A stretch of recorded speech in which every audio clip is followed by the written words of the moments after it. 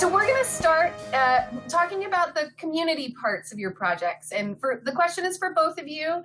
I think maybe Ty will go first this time, unless you want to pass it to Azy, and that's fine too. But I think people would be interested in what has been your most memorable interaction that you've had since starting your community projects, the portraits and the COVID story. Okay. For me, since the COVID story, since COVID period, the lockdown, but since the COVID story, I've come across various different intriguing stories and interactions with people and engagements. But as far as with COVID, I would say what really touched me is to see particularly this one participant who she used her time now to just dive into being this big time artist. She got a lot of time on her hands, right? So she's painting every single thing. I don't care if you can move it or if it's attached to the ground or the cement. She's painting everything. So we interviewed her probably about maybe 3 weeks ago or so. And she just showing us her artwork. She really her mental health is she's very extroverted. And so she really, kind of need that interaction with people. She's very well traveled. So she just just painting these spools, the spools that you can put thread around. It's these, she's painting those, she's painting paperweights. I mean, it was just crazy. So, but for me though, I like how, she was painting and it started raining when we drove up to her house, and she rushed them inside so they won't get wet. And she ran back outside and we kind of captured her in the rain. So something like that was really cool, the way that she's dealing with isolation. It's a healthy way to deal with this. So really had appreciation for that. I appreciate hearing that too. I know I am an uber extrovert, and this has been a very trying time. I get my energy from other people and not being able to see them. And, I'm willing to do it for the good of the community and the world, but it has been hard. So I relate, and I love that she has taken that outlet. That's beautiful. Definitely. Yeah. What about you, Azy? Has there been a super memorable interaction that you've had since you've started the portraits? There has been a lot. It's kind of hard to pick one and just run with it. But what I can tell you though is the thing that we as a group, the group of 5 photographers that are on this project, which you all know. We've heard a lot of people tell us things like how grateful they are to see someone else come or drive up to their driveway, see someone else walk up to them and smile. I've gotten a lot personally. So I pull out to want to photograph, and mostly it's always the dads. Someone I've never met before. He just sees me yeah, and he's running to want to come shake my hands, and I'm I'm running back because they forget, and I get it. He's excited to see someone else, another human being, yay! And then he catches himself oh, I'm not supposed to do that. Oh, sorry. And it's always fun when that happens, Sometimes they're a little embarrassed. They're oh God, oh yeah, sorry. And that just tells you so much about what we're going through, what we all are going through as a collective, as a community, how we all, things we're used to, things we're used to taking for granted, how we all of a sudden we have this lockdown and we can't really go out freely. I mean, we can move around, but for our own safety, we'd rather stay indoors, and that has affected a lot of us, and being able to cope with that and stuff. And I see how that affects a lot of people that tell us how they haven't seen anybody or interacted with any person, in a while. They do a lot of stuff virtually, they do a lot of, virtual, happy hour, all of that now. So being able to see people and interact with them, even though we're doing it from afar, has been very, very, very uplifting for some of, most of the people we see. Spirit-wise, and and you can actually see the smiles on their faces and stuff, and we actually don't even have to tell them to cue them to smile for the photos. They're just gleaming because they're really happy, and that is it's just for me, that alone is enough reward for what we're doing. Just being able to see people go through that It's been fun. We've heard a ton of stories that I can't even start like listing them right now, but a lot of people tell you how, how hard things have been, what they're going through, how it's been hard for them to you know, um, you know, make sense of this whole thing. A lot of folks, I've had folks tell me straight, that they're, getting some, they're a little depressed and stuff. And I get it. I think I'm also experiencing a little bit of all of this. Staying at home, not being able to go outside. I live on the mall. I walk downstairs, and the entire mall, think about it, the downtown mall is dead. Right. So every time I see that, I'm like, oh God, this is sad. So I get it, and people tell us that all the time. But being able to see someone else, being able to interact, even talk about that, I think is very, very uplifting for most of these folks, and that's why I'm really happy about this project that we're working on. Well, and it's one of the things that I thought about is in both of these projects, you've taken on a bit of a confidant or even like a counselor sort of role, because people want to express, how this is not easy for anybody, right? We've heard the stories of being home with a bunch of kids or one kid or being alone, like they're all different sort of things that can be happening in people's own communities. So I know that both of you are such compassionate and empathetic men, and it's just really nice that other people get to experience that when you're out filming and shooting their stories. Yeah. Thank you. Yeah. Have either of you learned something new about Charlottesville since starting this project, or has it taught you anything about Charlottesville? For me, I would say nothing new, but it did serve as an affirmation of how Charlottesville can come together in a time of need. We've seen it in 2017, for sure. And we see it again now. You have people who volunteer, even the gentleman, Daniel, that I'm doing this project with, who I brought into this project. Even he's out there, and he hasn't been in Charlottesville for many years, but he's out there volunteering, delivering food, for the World Kitchen, I believe. And so people are really coming together to help one another. And that's really the reason why I actually founded this project. I thought of this project because I was sitting down, and but we can go into that part a little bit later. But I came up with the project because I wanted to help people, and that's what this whole thing was about. So to see that happen throughout our community during this time is an awesome thing to see and feel and experience. So that's what I've seen. It's not something new, because I saw it already in 2017, but I'm seeing it again. Yeah, that's pretty cool. It's nice how our community comes together. It's been for sure. What about you, Eze? Anything new? Yeah. Well, I'm just a little bit of I've experienced the same thing. Tay was talking about the whole community coming together. People kind of looking out for one another and all that. We've seen a lot of that in this project. But the cool thing for me actually is I'm discovering a lot of places that I've never ever been in Charlottesville. I go to places that are just around the corner. I'm like, oh, is this Charlottesville? It's amazing. To give a little bit of context for people, how many photos has the project that your group has taken? How many? So the group, so for those who don't know, real quick, I just got to go into this. For those who don't know this, we're a group of five awesome photographers. That's Tom Daly, John Robinson, Sarah Kramer, Kristen Finn, and me. And we've been able to.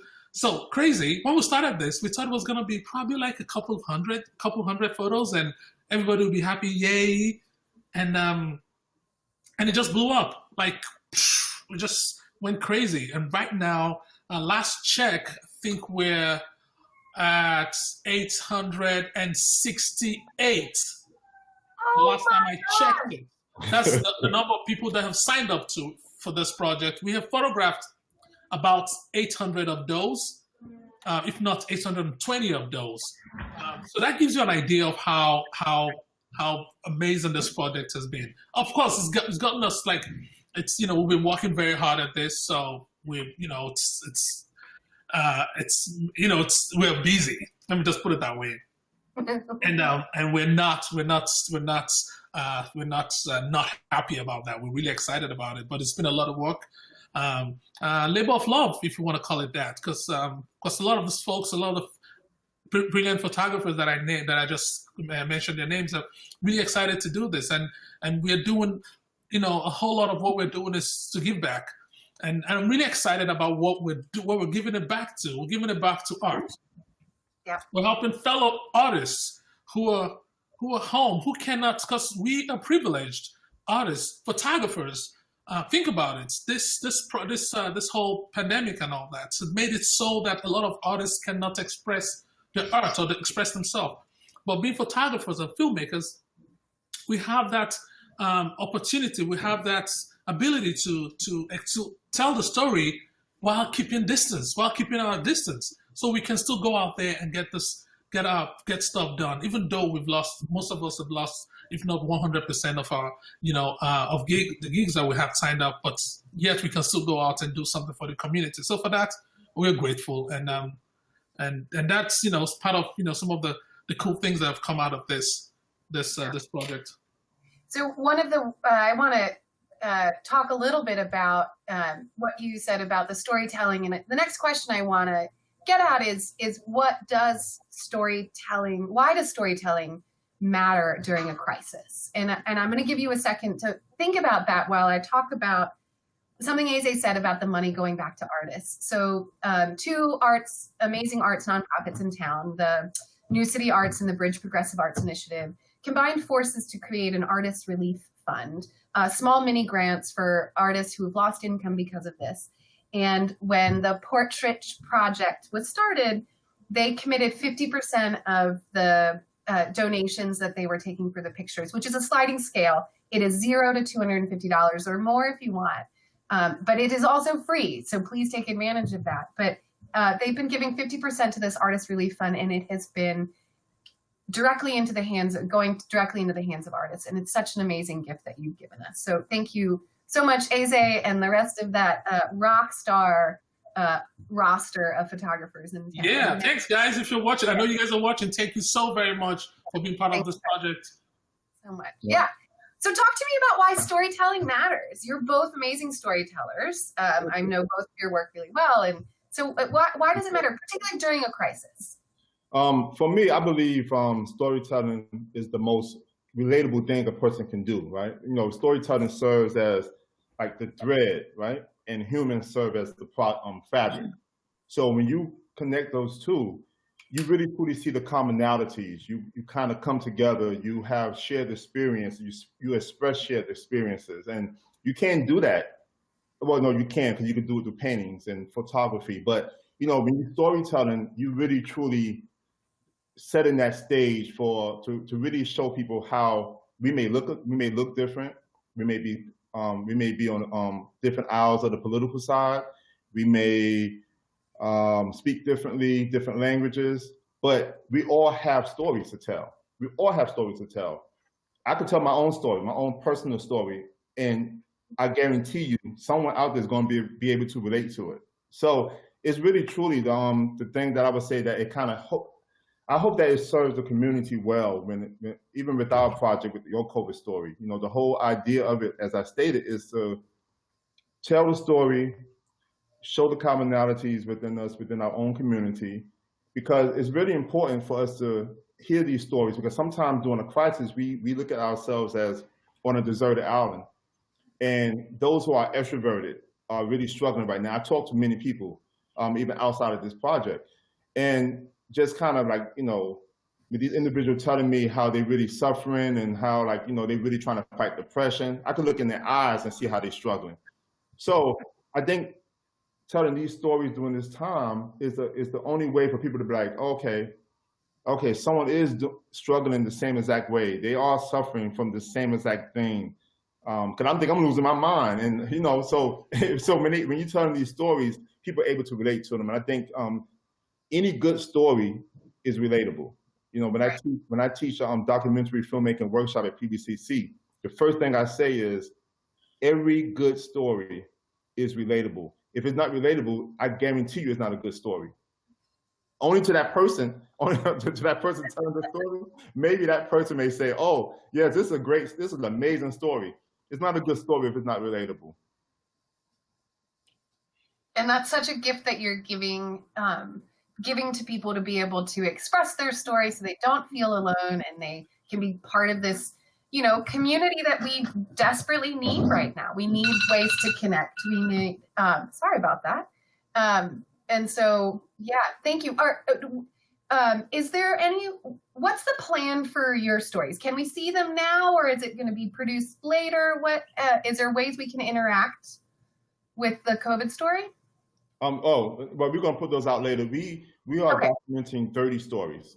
And what we're doing is that we're actually trying to raise money to actually pay for it. And I'm the executive director and founder of the project. So no matter if we raise a dime or not, I'm paying for everything. So what we're doing is these stories, particularly the 30-second stories, we're actually buying television spots to put those on TV so people can actually see them.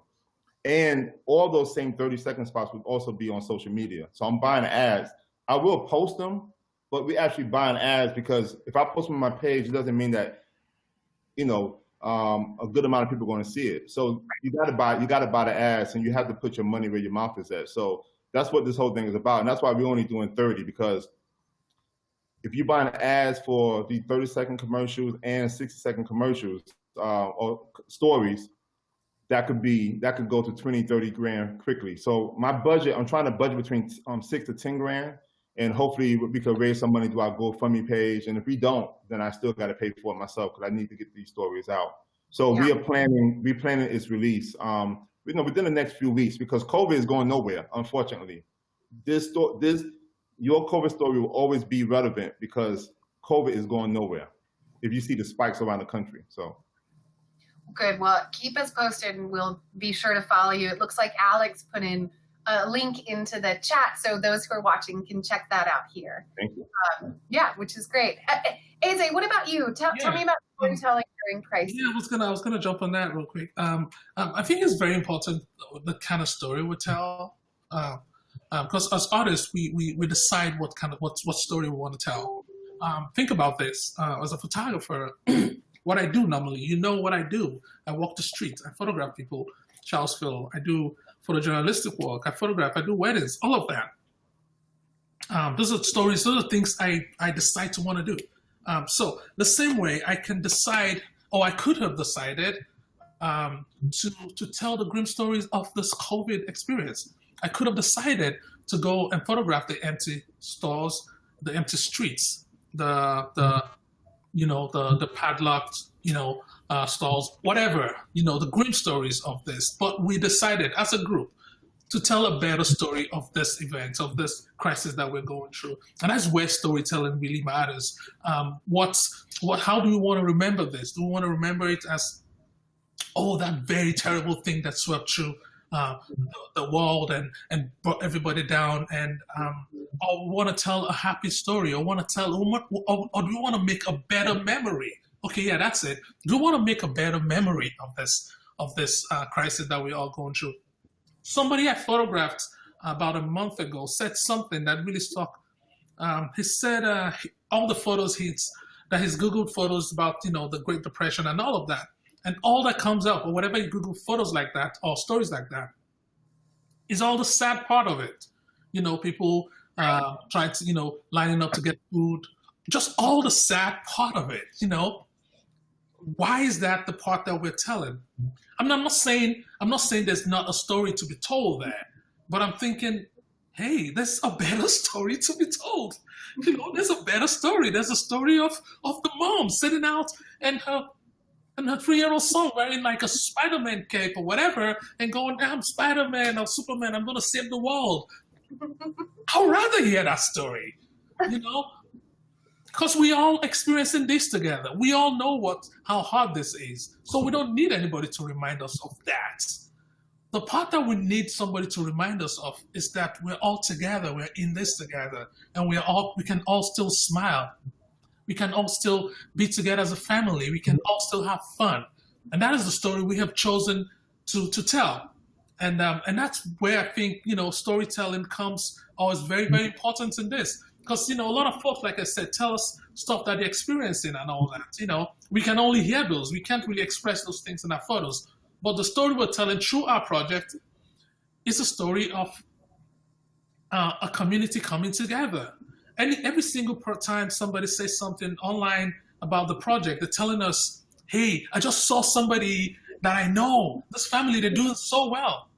What we are doing with that is we're helping these folks live the life that they used to live, because normally they would go see those folks. And now they can't see those folks. We're bringing those folks to them. We're bringing what used to be the norm. We're bringing it back to them. We're helping them make that journey. We're bringing all of those joy, all of those fun, and all of those happy faces back to them through this project. So I think what we choose to tell as artists is very, very important, especially this time. And that's why we've chosen to do what we're doing.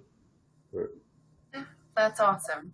I really appreciate what you're both doing for this community, and I know the people who are participating in the projects are too. I think that we're getting closer to audience Q&A. So if anybody in the audience has any questions, I definitely have some prepared, so no pressure there. But if you do have questions, please let us know. One came in for you, Eze, but actually, Ty, I'm going to ask you the same question. How do you want to remember this time? You said, how do I want to remember this time? Yeah, for both of you. How do you, when you look back in 10 years, how do you want to remember when you tell this story? Like, how do you want to remember? Oh, that's easy. That's easy. For me, it's simple. I want to remember this time as a moment for everyone to have a time out. You know, when we I rip and run. I mean, anyone in this who's watching this, anyone who knows me know I rarely get any sleep. I get maybe 3-4 hours of sleep. I'm working all the time. I'm creating. I'm planning for the next 5 years. I'm planning projects. It's just what I do. My mother knows it. My daughter knows it. My granddaughter knows it. Everyone knows it. People in this community know it. So for me, I want to look at this as a timeout. Daniel and I, we interviewed, or we captured, I don't like to call them interviews, but we captured the story of a gentleman named Troy Robinson. And he said that this was the first time in many years that he was able to really spend time with his family because of this timeout. You know, so everyone ripping and running, but now we are home, or at least we are like, you know, kind of home, because I get out every day. We're able to just take a moment and just really appreciate life. You know, I'm looking at my closet at all the clothes that I don't wear. And I'm like, so I grab a bunch of clothes and put them in my van and I drop them off, you know, to other people who may need it. So it's just a moment to take a moment just to really really figure out what's important in life. I really like that idea of the pause, and to really sit in that and be, you know, when possible, have some gratitude towards it. I know I feel very privileged in the position that I am in, and I know that's not the case for everybody, but I like that idea that this is a pause. Now, my competition may be on my heels. They may be a little closer to me now on my heels because of this timeout, but you know, when we open back up, I'm gonna go full throttle. For sure. What about you, Eze? How do you want to look back and remember this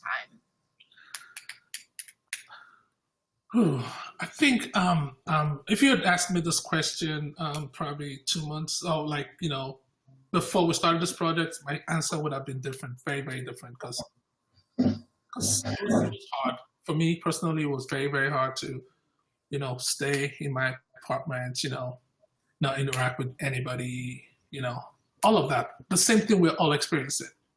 I don't think I'm in this alone. So that would have been, you know, my story would have been very, very different. And my response to this question would have been very, very different. But somehow I feel so grateful for this project and the awesome folks that I'm working with on this project. It's changed my perspective and the way I see this whole craziness that we're going through. Crazy, a lot of people are dying, people are sick, people are really struggling. A lot of people are not making any income. And when you're just thinking about those things alone, it's easy for any one of us to just get depressed by just those things alone. You'd be like, oh, dang, you know? But somehow, I feel it's just also very important for us to appreciate what we have, what we've got. We've got this here. We're all talking. We have this opportunity to go connect with people. We have the opportunity to bring all of the smiles and stuff back to people. I want to remember all the smiles. I want to remember all the people that I met. I made a lot of friends doing this, a ton of friends. Some I don't remember. I'm terrible with names, so I would not remember your names, I can assure you. But please, just know that, I consider you friends. And, I just want to remember this. I want to remember this moment or this whole crisis as the time that's kind of like slowed us down to reflect on things that we take for granted. We claim that we connect or we know people or we relate with people, but really, do we? Now I'm really getting to actually think about people that I really don't give a minute of the day about. Now I'm thinking about them. Now I'm taking the time to think about things that I probably wouldn't even stop to think about. I'm getting to appreciate things better. Kind of like stopping to smell the rose. Kind of like, we have to slow down a little bit to do stuff. So if you want to look at it from that angle, it's been some good is coming out of this. And I would rather run with that. I'm not being naive that this is all good. No, this is terrible. Right. But I would rather squeeze out that little juice of good that I can squeeze out of this and just run with that, because I know I don't need anybody to remind me that this is a crazy crisis that we're in. I don't need a reminder. I don't need any visual cues to tell me what that is like. I have it already. I've seen photos. I've seen videos of that. The one thing that I want to remember is I want to remember how we as a community came together to help each other, how we as a community came and supported each other. And all of that, thankfully, is being captured through this project. And I know a lot of other photographers are doing other projects similar to this. And what we're doing as, documentarians is we're freezing, we're just kind of like capturing this moment in time. But not just capturing the sad part of it alone, but capturing the good part of it. And we can look back and be like, wow, remember when, people got married during this thing. People had babies and stuff. I would rather remember that. Also, just don't forget, I'm not saying this has not been a crazy crisis, but I'm saying I would rather remember those times. I would rather remember those happy moments than dwell in the sad part of it. So this I would just I want to remember how this community came together, how we all as a community are there trying to push and try to chip in however little we can to help other artists who are not making any income. Little things like that just kind of give me faith in this community. It's just amazing. Yeah, that's what I want to remember. I like both of your messages a lot, and I think that's important to try to see the good when you can. Eze, with the portrait team, have you guys had any challenges related to representing people equally? When there. Yes, we have. If anybody is paying however little attention you're paying to the Instagram page, you will notice it's pretty white. But there's no other way of putting it. And that's not to say there aren't black folks in Charlottesville. There's a ton of black folks in Charlottesville. But that also, like Tay said earlier, it's a representation of what some of the not so cool things that we're still dealing with in this community. I would have preferred for it not to be so, but unfortunately it is so. We have as a team actually had conversations and made effort, and we're doing everything we can to include more folks that look like me. And I'm reaching out to folks. I'm posting every day, to reach out to folks. And and I don't blame folks who don't trust from like the first, hey, come, let me photograph you. Right. It takes more than just that one, hey, come, let me photograph you. So there's been like a little back and forth, and every now and then something will give, I'll go photograph and stuff. So we are working on it. It's been hard, especially, and not just black folks, but Hispanics, folks folks, all the folks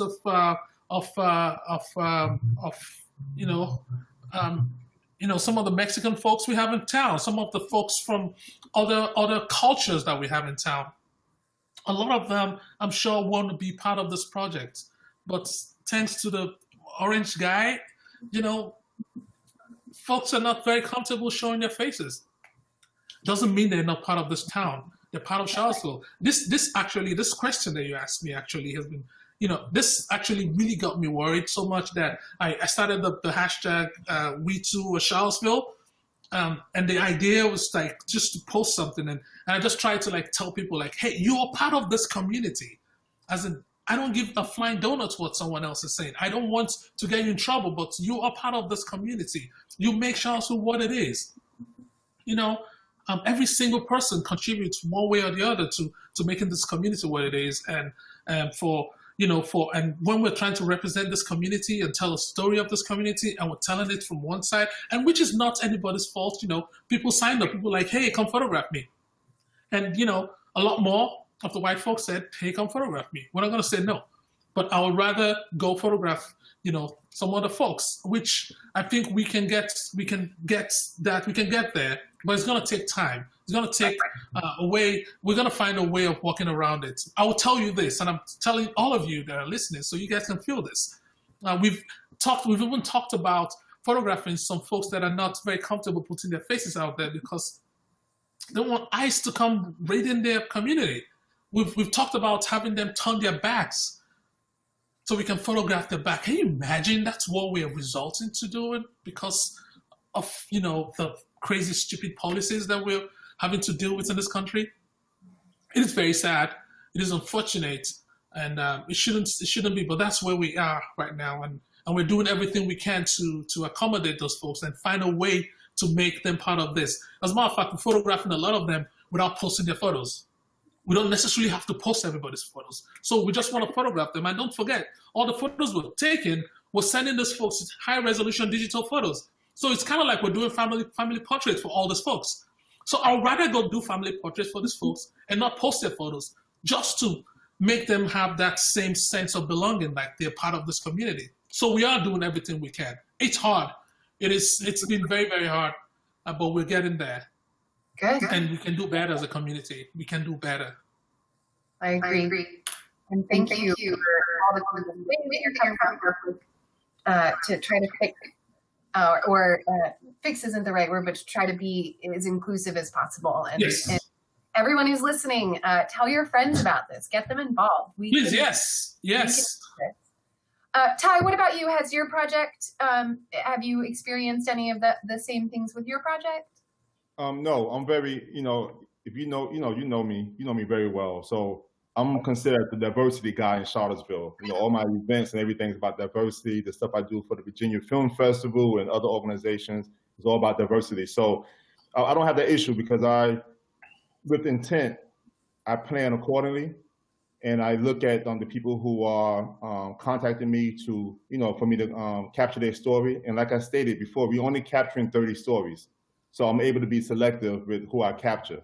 Right. And so I know that the population size in Charlottesville is 17 point something percent Black, around 70 something percent white, and so forth. So it could easily be a skewed number.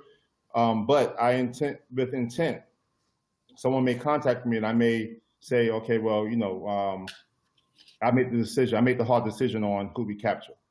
Right. Now, if I was capturing like Eze, they got like 800, then I just capture everyone. And then I would have to deal with the lack of diversity. But with intent, I'm able to be selective. Yeah. Oh, sorry. I just wanted to say something. So I just read someone's had a special shout out to Maria. If you guys don't know Maria, we posted the photos about a week or two ago. She's the Guatemalan lady that is that is at what's the name of that church again? I've forgotten the name of the church, but she's here in Charlottesville. She's we're all out here, we're doing our thing. Can you imagine just one person being in that space, isolated, just, by yourself? I mean, folks go in there to like help her out and stuff, but also they all have to keep the distance so that it's just even harder for her right now. So I can imagine what she's going through, and this is part of what we're facing, part of the difficulty of what we're, having, like, connecting with people. Stupid, crazy, dumb policies that this administration have been coming up with. I don't want to get into all of that, but shout out to Maria, shout out to all the great folks out there. Please just reach out. We want to photograph you. We want to tell your stories. We don't necessarily have to post your photos, but we want to photograph you. We can, we hope, we don't know what this project is going to be eventually. We don't know if it's going to be like a big community project. We can all come together to celebrate the end. But for now, let's just, let's come photograph you. You deserve it. You're part of this community. Take advantage of this great minds, great photographers. Some of those guys I can't even hire to come photograph me. They're like big time. But now they're doing it almost for free. So yeah. I love that. Yeah. I have not done my photograph yet, but I was able to photobomb a friend. I'm not even going to touch that ever. I'm not even going to go there. All right. So there's another question in here which I really like, and I know which way I want this answer to be, but we'll see what Andy and Ty think about, which is, time has elevated the value of human connection. Do you think people will be more likely to put their phones down when we're allowed to be together again? Is that gonna happen? Can it happen, please? Well, maybe Izzy may give you the answer that you want. I'm gonna give you the real answer. We're gonna kind of go from there. Hopefully we have a balance between the two. Since I understand human nature, I'm a marketer, right? Yeah. So I understand human nature. It's all about consumer psychology.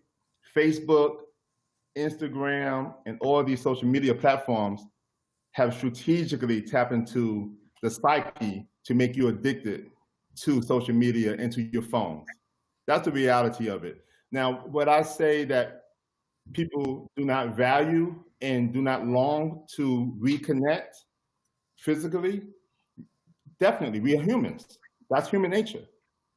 But we also have a brain that can be addicted to things. So when people put the phone down, absolutely not. They're on the phone more now than they were before, because before they had to be at work and they couldn't use this tool too much, right? Now they're using it all day long.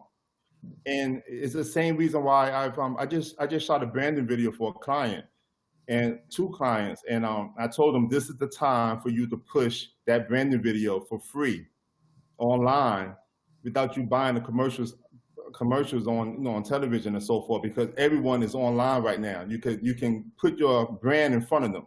That's my marketing. That's my marketing advice to my clients. Right. So unfortunately, I would say no, they'll definitely not put the phone down, but I would say yes as far as missing the interaction of the humans. For sure. It's human nature on both sides of it. So it's the good and bad of it. I'm sorry. I hear you. He said, help Emma out. Give it a sweetness, please. Emma, yeah, no, I can only just tell you what I've observed and what I think is going to come out of this. So unfortunately, I don't think it's going to necessarily change that, but I think we're all changed in a way, though. This has, personally, it's changed me. Changed the way I interact with people, actually. Even though I do a lot of stuff on my phone now, but I cannot wait for that human contact again. So if we had, say, we have Yay contact before, we'll probably get this much contact now. As in, we would, it will push that us being more willing to want to reach out to people and spend time with them. I think I will value more the time I spend with people as against time I spend on my phone. I'll value it more. Would I put down my phone though? Probably would not, but I might use it less, because now I'm learning to appreciate the little things that matters, the time, those little things that we totally don't even think about. For real, I do a lot of thinking. It's crazy. Like the little things we never think about and we take for granted.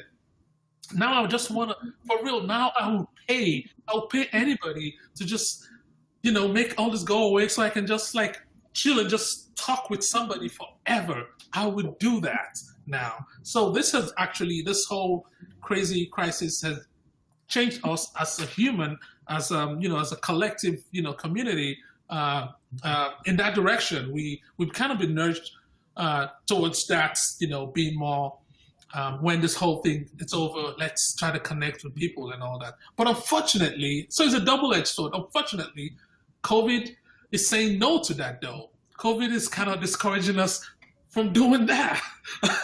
So even though I want to connect with people, I want that human connection. I don't want to get sick. And all of that. So it's kind of like, how do you play that? Because I want to, and that's where we find ourselves. But let me say this though, I'm very, very convinced that this whole crisis and this experience has altered us, our culture, the way we relate with people, our space, environment, everybody, the way we interact with people has been altered. Maybe not forever, but for the foreseeable future, as I dare say, it has altered that, and maybe something good will come out of this in the end. I don't know, but Well, I think I have feeling some amazing gratitude to be living in the small city that we're living in, because I do feel that people are taking this very seriously, and I feel that we are all looking out for each other by keeping our distance and by staying home, by not having these physical connections, even though there's, people want to be in each other's spaces. Yeah. And so thank you. Yeah. Let me add this real quick. My guy who who I brought into the project, Daniel didn't even want to hold a 10-foot boom pole to capture the audio at first.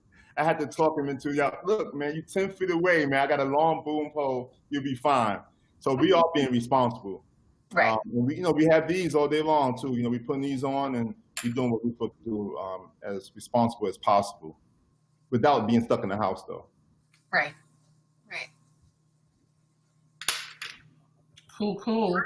Yeah, I think that's it. I mean, I think we've answered all the questions. Alex is coming back on. Yeah. Thank you.